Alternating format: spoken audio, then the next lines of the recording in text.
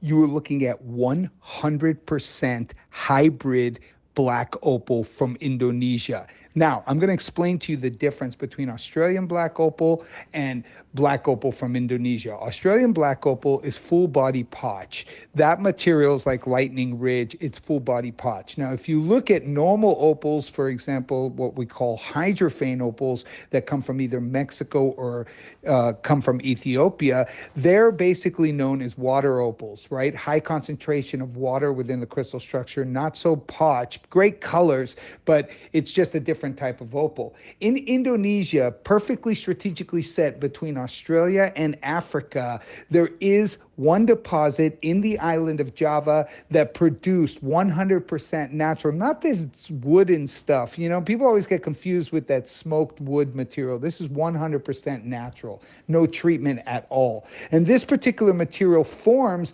between a hybrid between potch and water opal. It is the only deposit in the world that is a hybrid. And you can see characteristics occasionally that are similar to different deposits like in Africa. Because if you look back at Pangea back in the day, all these countries were connected in one supercontinent, right? So the geological veins that ran between these. Now, Australia has characteristics that are different than characteristics in the African continent. But what you'll see in this is actually quite interesting because you'll see amazing play of color, which is specific to the Indonesia. You won't see this color coming out of different countries besides Indonesia or Australia. But what you'll see is that honeycomb effect that is actually what we see a lot of coming out of, for example, in the Wello deposit in Ethiopia. But this is definitely Indonesian. It comes out of the island of Java. It is rare. It is collectible. There's very few stones in circulation. It is the pride of that country.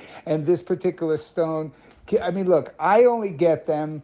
Well, the only reason I ever got them was the guy who used to do the boring for the government, quite an old fella, reached out to me and basically sold me his material that he kept when they used to drill down for permits to get rights to mine back in the 70s, in the 60s, in the, that type of period. They would have to drill and bring up samples. And when they got the samples, they would give them the permit to issue that the actual opal is physically present in the ground. He kept these samples, and that's the only reason they're in circulation. The mine closed in literally early 80s. It was done, right? So there's very, very little in circulation. It is rare. It is collectible. It's a very, very beautiful gem. And in Indonesia, these stones can set you back well over 5 digits a carat.